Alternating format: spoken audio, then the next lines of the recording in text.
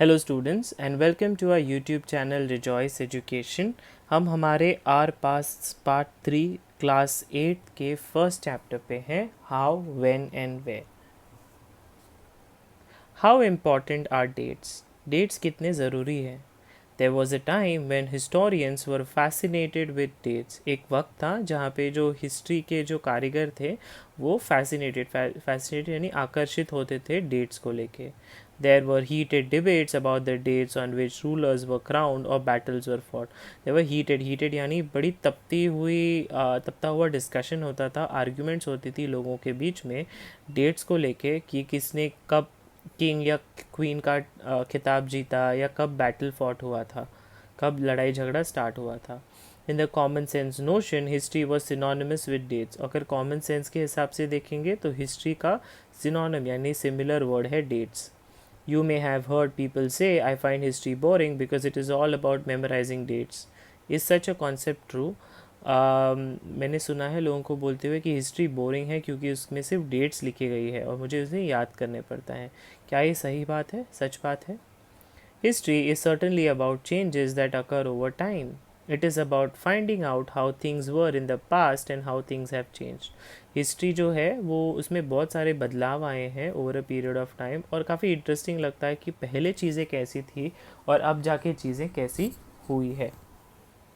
As soon as we compare the past with the present, we refer to time. We talk of before and after. ठीक है, तो हम compare करते हैं past और present को लेके, तब हमें पता चलता है कि पहले क्या हुआ था और अभी क्या हो रहा है।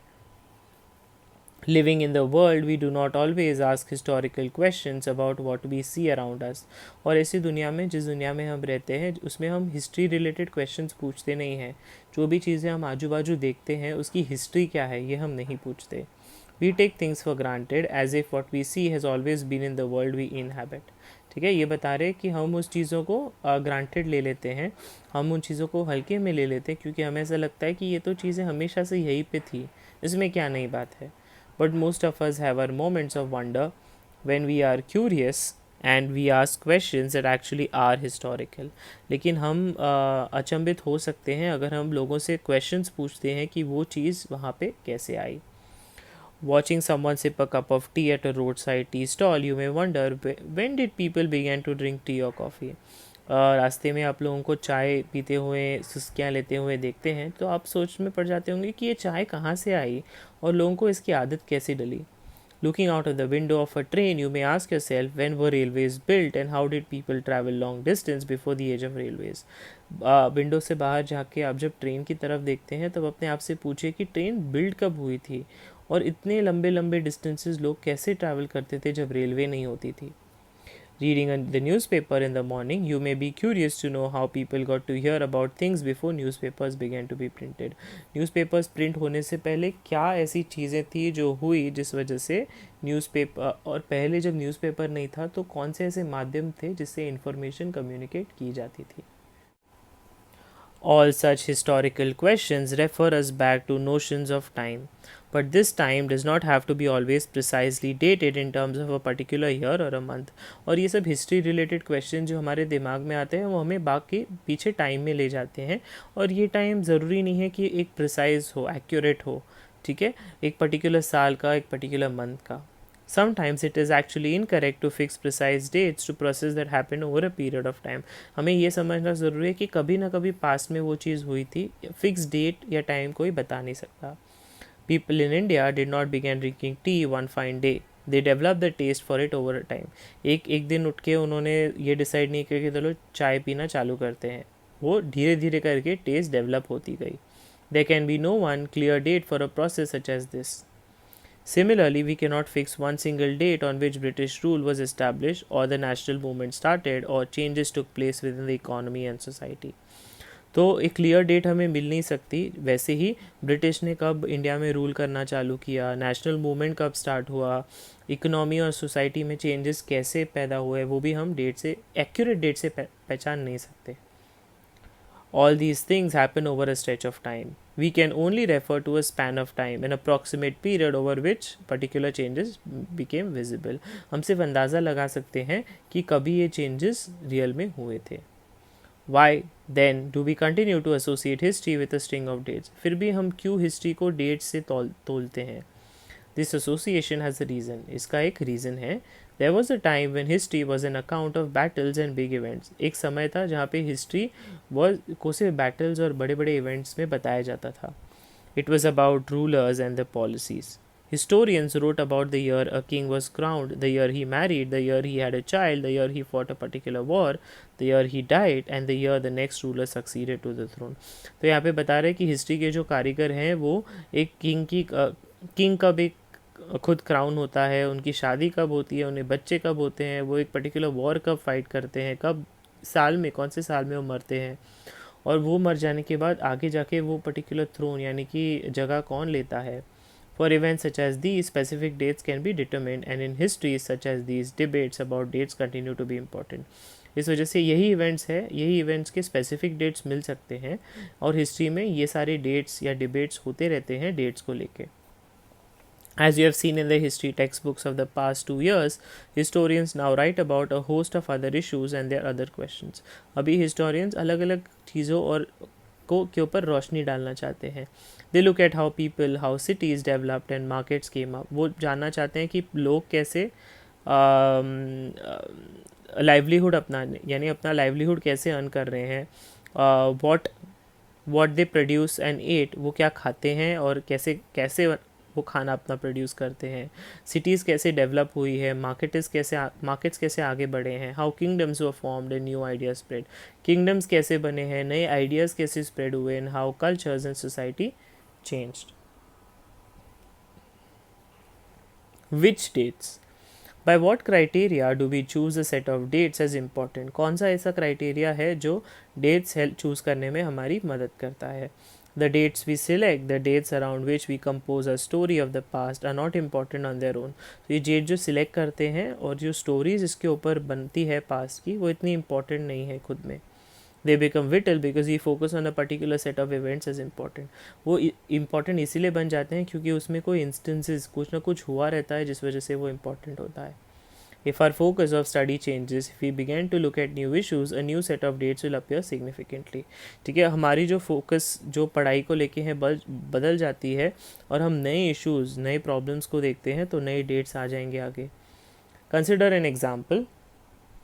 In the history written by British historians in India, the rule of each governor general was important. जब हिस्ट्रीज लिखी गई थी ब्रिटिश हिस्टोरियंस की इंडिया में, तब हर एक गवर्नर जो रूल करता था, गवर्नर जनरल, वो ज़रूरी था।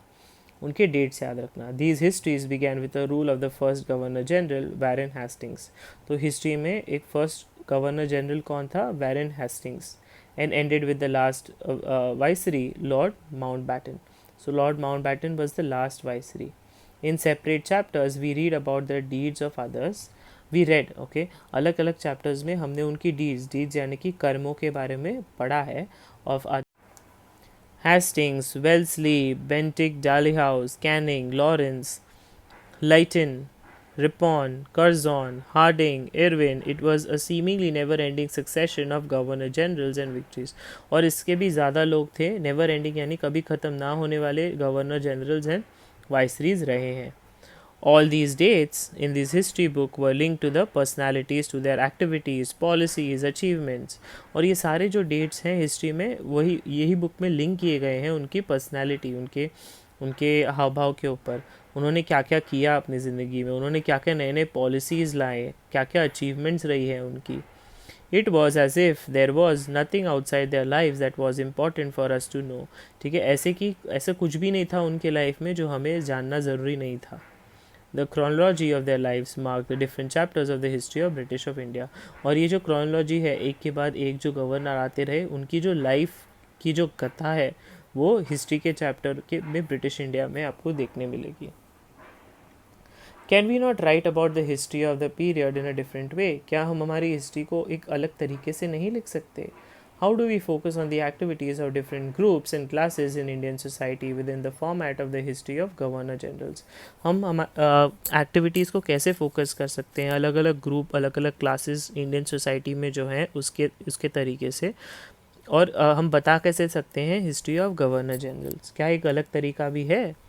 When we write history or a story, we divide it into chapters. Why do we do this? It is to give each chapter some coherence. Coherence यानी कि logic. It is to tell a story in a way that makes some sense and can be followed. वो इसीलिए बताई जाती है क्योंकि story को थोड़ा बहुत सेंस होना चाहिए. In the process, we focus only on those events that help us to give shape to the story we are telling. आप तो टीवी में स्टोरी देखते ही हैं, मूवीज़ देखते हैं, उसमें अगर लॉजिक होता है तो ही हम वो मूवी को एंजॉय करते हैं. यहाँ पे यही बताया गया है. In the histories that revolve around the life of British governor generals, the activities of Indians simply do not fit. They have no space. ठीक है. और जो हिस्ट्री है जो ब्रिटिश गवर्नर जनरल्स की रही है, उनके जो एक्टिविटीज़ यानी कुकर्म रहे हैं इंडियंस के लिए, वो फिट ही नहीं करते, यहाँ पे जगह ही नहीं मिलती. What then do we do? Clearly, we need another format for our history. हमें एक अलग फॉर्मेट की ज़रूरत है हमारी हिस्ट्री के लिए. This would mean that the old dates will no longer have the significance they earlier had. इसका मतलब ये है कि पुराने डेट्स जो हैं उनका कोई मूल नहीं होगा नए डेट्स के लिए. A new set of dates will become more important for us to know. और एक नए set of dates हमारे लिए बहुत अनिवार्य हो जाएगा जानना.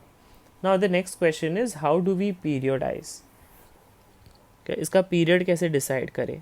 In 1817, James Mill, a Scottish economist and political philosopher, published a massive 3-volume work. उन्होंने 3-volume work यानी 3 बड़े बड़े पेजेस का बुक उन्होंने पब्लिश किया. हिस्ट्री ऑफ ब्रिटिश इंडिया उसका नाम था. In this, he divided Indian history into 3 periods: Hindu, Muslim and British. This periodization came to a widely accepted. ठीक है, जैसे उन्होंने 3 सेक्शंस में डिवाइड किया था और इसका जो पीरियडाइजेशन किया था वो लोगों ने काफ़ी एक्सेप्ट किया. Can you think of any problem with this way of looking at Indian history? क्या आपको लगता है कि ये सही तरीका हो सकता है इंडियन हिस्ट्री को पढ़ने का 3 प्रांतों में डिवाइड करके? Why do we try and divide history into different periods? क्यों हम हिस्ट्री को अलग अलग पीरियड्स में डिवाइड करते हैं? We do so in an attempt to capture the characteristics of a time. हम इसीलिए करते हैं ताकि हम पता कर सकें कि उस पर्टिकुलर टाइम फ्रेम में क्या क्या घटनाएं हुई थी. Its central features as they appear to us. So the terms through which we periodize, that is, demarcate to different people periods, become important. ठीक है, तो हम इस वजह से इसको पीरियडाइज करते हैं क्योंकि उसके जो लोग हैं उन्होंने अलग अलग चीज़ें उस पर्टिकुलर दौरान की होती है. They reflect our ideas about the past, और हमारे आइडियाज़ को वो रिफ्लेक्ट करता है पास्ट के. They show how we see the significance of the change from one period to the next. वो हमें ये प्रतीत करता है कि उसका सिग्निफिकेंस क्या है, कैसे चेंजेस हुए हैं एक पीरियड से दूसरे पीरियड पे. Mill thought that all ancient societies were at lower level of civilization than Europe. मिल को लगा कि जो ancient societies हैं वो उनका level of civilization यानी level of development यूरोप से काफ़ी कम रहा है. According to his telling of history, before the British came to India, Hindu and Muslim despots ruled the country. ठीक है, तो ब्रिटिश आने से पहले हिंदू एंड मुस्लिम के जो डेस्पॉट्स थे वो रूल करते थे कंट्री को. Religious intolerance, caste taboos and superstitious practices dominated. Religious intolerance धर्म के प्रति भेदभाव, कास्ट के प्रति भेदभाव, कास्ट के अलग अलग टैबूज यानी कि ऐसी कुछ ऐसी चीज़ें जो लोग मानते हैं लेकिन वो सही नहीं होती, और सुपरस्टिशियस प्रैक्टिसेस इसको भी वही कहेंगे. डोमिनेटेड का मतलब है ऊपरी, डोमिनेट करना यानी कि अपने आप को ऊपर रखना. Social life, British rule. Mill felt could civilise India. To do this, it was necessary to introduce European manners, arts, institution and laws in India. और इसे कम करने के लिए या बंद करने के लिए नेसेसरी था इन यूरोपियन मैनर्स को, आर्ट्स को, इंस्टीट्यूशन एंड लॉज को इंडिया में लाना. Mill in fact suggested that the British should conquer all the territories in India to ensure the enlightenment and happiness of the Indian people. और British ने मिल ने ये भी बताया था कि ब्रिटिश को क्या करना चाहिए, पूरे सारे इंडिया के टेरिटरीज़ को कॉन्कर यानी कि जीत लेना चाहिए ताकि इंडिया में एनलाइटमेंट यानी कि ग्रोथ हो सके और खुशियाँ आ सके इंडियन के लोगों को. For India was not capable of progress without British help. उन्हें ऐसा लगता है कि इंडिया खुद से प्रोग्रेस नहीं कर सकती, उन्हें ब्रिटिश की हेल्प लगनी ज़रूरी है. In this idea of history, British rule represented all the forces of progress and civilisation. The period before British rule was one of darkness. British rule के पीरियड जो पीरियड था वो काफ़ी अंधेरा था उसमें. Can such a conception be accepted today? आपको क्या लगता है कि ये जो थियोरी जो इन्होंने बताई मिलने, क्या वो सही है? In any case can we refer to any period of history as Hindu और मुस्लिम? कोई ऐसा पीरियड आप जानते हैं जो हिंदू मुस्लिम का पीरियड बताया जा सकता है? Did not a variety of faiths exist simultaneously in this periods? क्या आपको लगता है कि अलग अलग जो हिंदू या मुस्लिम के खुद के फेथ रहे होंगे, खुद के भगवान हैं, ठीक है, उनके भाषाएं, उनके सोचने का तरीका अलग है? Why should we characterise an age only through the religion of the rulers of the time? हमें क्यों कैटेगराइज करना चाहिए किसी का एज, ठीक है, उनके रिलीजन को लेके या उनके रूलर जो उस वक्त पे थे उस पे? To do so is to suggest that the lives and practices of the others do not really matter. ये बताने के लिए कि बाकी की लोगों की लाइफ और उन्होंने जो अपना झेला है लाइफ में वो ज़्यादा मैटर नहीं करता. We should also remember that even rulers in ancient India did not all share the same faith. जितने भी रूलर्स रहे थे इंडिया में, पुराने प्रांतों के इंडिया में, उनका सबका फेथ यानी भगवान को मानने का तरीका अलग अलग था. Moving away from British classification, historians have usually divided Indian history into ancient, medieval and modern. So जो historians हैं उन्होंने ancient, medieval and modern history में इंडियन हिस्ट्री को डिवाइड किया है. This division too has its own problems, और इस division में भी उनके खुद के प्रॉब्लम्स है. It is a periodization that is borrowed from the West, where the modern period was associated with the growth of all the forces of modernity: science, reason, democracy, liberty and equality. Problem ये था students कि ये जो periodisation लिया गया वो waste culture से था, जो इंडिया का कल्चर नहीं है. उस वेस्ट कल्चर में मॉडर्न पीरियड को कैसे डिस्क्राइब किया गया है? ग्रोथ के फैक्टर से, कि मॉडर्न पीरियड तब अच्छा होगा जब साइंस, रीजन, डेमोक्रेसी, लिबर्टी और इक्वालिटी प्रैक्टिस होगी एक पर्टिकुलर कंट्री में. Medieval was a term use to describe a society where these features of modern society did not exist. और मेडिवियल पीरियड एक ऐसा टर्म यूज़ किया था, वो डिस्क्राइब करता था सोसाइटी को जहाँ पे मॉडर्न सोसाइटी एग्जिस्ट ही नहीं करती. Can we uncritically accept this characterization of the modern period to describe the period of our study? क्या आपको लगता है कि इंडिया को उस पर्टिकुलर वेस्टर्न कल्चर से अडॉप्ट करके मॉडर्न हिस्ट्री सीखना चाहिए? क्या हमारा देश science, reason, democracy, liberty, equality में सबसे आगे है? नहीं. तो आपको लगता है कि ये प्रैक्टिस करना चाहिए? As you will see in this book, under British rule, people did not have equality, freedom or liberty. British rule में भी लोगों में equality नहीं थी, freedom नहीं था, liberty नहीं थी. Nor was the period one of economic growth and progress. और वो period में इंडिया की economic growth भी नहीं हुई थी और इंडिया का progress भी नहीं हुआ था. Many historians therefore refer to this period as colonial period. इसलिए उस particular period को क्या कहा जाता है? Colonial period. What is colonial? Colonial का मतलब क्या है students? In this book, you will read about the way the British came to conquer the country and establish their rule, subjugating local nawabs and rajas. तो यहाँ इस book में आपको British जब इंडिया में आए कॉन्कर करने के लिए इंडिया को, और अपना रूल इस्टेब्लिश करना था उनको, सब्जुगेटिंग लोकल नवाब्स एंड राजास, जो वहाँ के हर प्रांतों के अलग अलग राजा और नवाब्स थे, उनको वहाँ से निकाल के वहाँ पे उन्हें रूल करना था. You will see how they establish control over the economy and society, collected revenue to meet all their expenses, brought the goods they wanted at low prices, produce crops they needed for export, and you will understand the changes they came about as a consequence.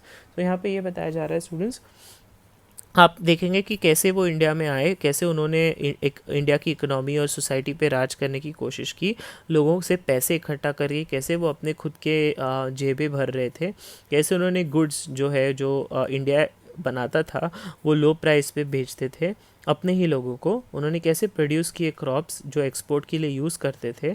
और तुम changes भी समझोगे कि कैसे वो changes के consequences क्या क्या हुए आगे जाके. You will also come to know about the changes British rule brought about in values and taste, customs and practices.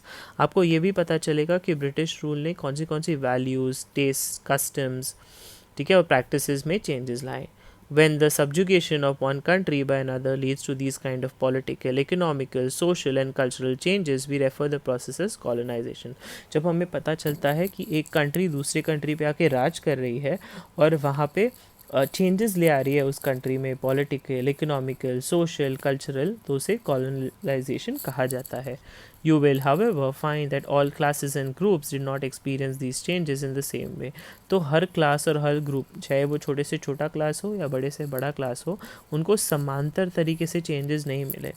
That is why the book is called Our Pasts in the Plural. इसलिए हमारे past के बारे में वो plural form में बताया गया है. How do we know? What sources do historians use in writing about the last 250 years of Indian history? क्या sources थे use करने के? Administration produces records. One important source is the official records of the British administration. So वो एक official record जो British administration के थे वो एक important जरिया है ये information लाने का. The British believe that the act of writing was important. British के हिसाब से जो चीज़ें लिखी जाती थी लिखना उनके लिए बहुत ज़रूरी था. Every instruction, plan, policy, decision, agreement, investigation had to be clearly written up. हर एक चीज़, हर एक का प्लान, पॉलिसी हो, कोई डिसीजन लेना हो, एग्रीमेंट, इन्वेस्टिगेशन, सब कुछ वो लिखाई करते थे. Once this was done, things could be properly studied and debated. और एक बार वो चीज़ लिखी जाती थी उसको स्टडी करना और उसके ऊपर डिबेट करना ईजी हो जाता था. This conviction produce an administrative culture of memos, notings and reports. So लिखा जाता था मेमोज, नोटिंग्स एंड रिपोर्ट्स के फॉर्म में students. The British also felt that all important documents and letters needed to be carefully preserved. British को ये भी लगता था कि जो भी डॉक्यूमेंट लिखे हुए जाते थे या लेटर लिखे हुए जाते थे उसे प्रिजर्व यानी संभाल के रखना ज़रूरी है. So they set up record rooms attached to all administrative institutions. तो उन्होंने record room set up किया जिस हर administrative institutions में वो रहता था. The village Tahsildar's office, the collectorate, the commissioner's office and the provincial secretaries, the law courts all had their record rooms. हर किसी के पास record rooms होते थे. Specialized institutions like archives and museums were also established to preserve important records. तो ये important records को preserve यानी बचाने के लिए archives और museums भी बनाए जाते थे. Letters and memos that moved from one branch of the administration to another in the earlier years of the 19th century can still be read in the archives. Archives में आपको letters भी मिलेंगे जो एक branch से दूसरे branch में भेजे जाते थे पुराने ज़माने में 19th century में. अभी भी हम उसे पढ़ सकते हैं.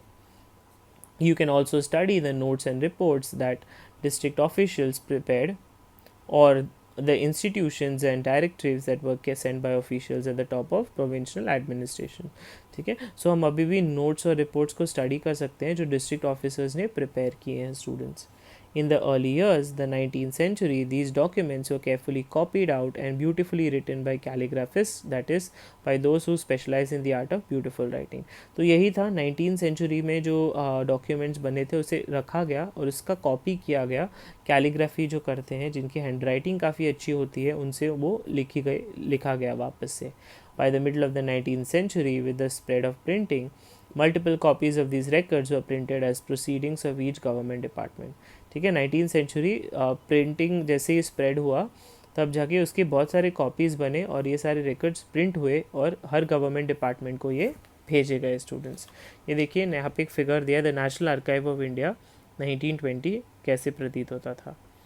When New Delhi was built, the National Museum and National Archives were both located close to viceregal palace. जब दिल्ली बिल्ट हुआ था तभी नेशनल म्यूज़ियम और नेशनल आर्काइव्स में बहुत क्लोज लोकेट किया गया था विसिग्रल पैलेस से. This location reflects the importance these institutions had in British immigration. ये लोकेशंस यही बताते हैं कितना इम्पोर्टेंट है हमें जानना कि ब्रिटिश कब इंडिया में इमाइग्रेट हुए थे यानी आए थे. Surveys become important. The practicing of surveying also became common under the colonial administration. Surveying का मतलब है क्या? सर्वे यानी लोगों से कुछ सवाल पूछे जाते थे और जो उत्तर आते थे लोगों से उसका कॉमन उत्तर का रिसर्च किया जाता था. उसे सर्वे कहते हैं.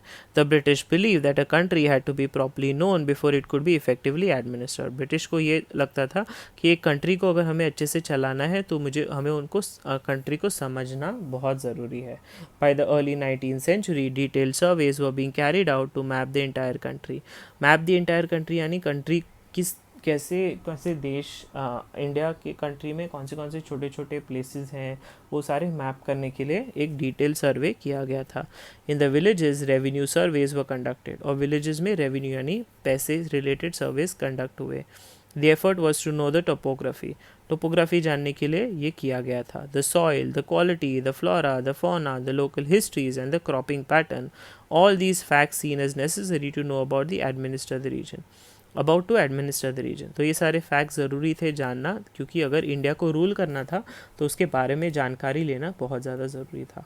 From the end of the 19th century, census operations were held every 10 years. Census यानी कि जनगणना हर 10 साल में होता था.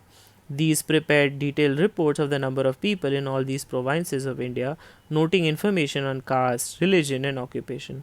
और क्या क्या इन्फॉर्मेशन लिया जाता था लोगों से, उनकी कास्ट क्या है, उनका रिलीजन क्या है और उनका ऑक्यूपेशन क्या है, उनकी क्रीड़ा क्या है. There were many other surveys: botanical surveys, zoological surveys, archaeological surveys, anthropological surveys, forest surveys. ये सारे surveys हुए थे students उस काल में. What official records do not tell. From this vast corpus of records we can get to know a lot, but we must remember that these are official records. और ये सारे records जो हैं वो official हैं. They tell us what the officials thought. ये हमें बताते हैं कि उन लोगों का सोच विचार क्या थे. What they were interested in and what they wish to preserve for posterity. ठीक है, किस चीज़ों में उनका इंटरेस्ट था और किस चीज़ प्रिजर्व यानी कि बचाए रखना ज़रूरी था.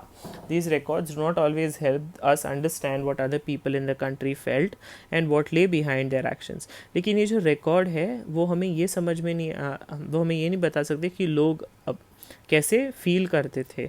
ठीक है, और उनके एक्शंस के पीछे क्या ऐसी रीज़न था जिस वजह से उन्होंने कुछ चीज़ें करी. For that we need to look elsewhere. उसके लिए हमें कहीं और देखना होगा. When we begin to search for these other sources we find them in plenty, तो they are more difficult to get than official records. अगर हम बाकी के सोर्सेज देखें तो काफ़ी ज़्यादा है सोर्सेज और वो काफ़ी डिफ़िकल्ट है ऑफिशियल रिकॉर्ड्स मिलना उसका.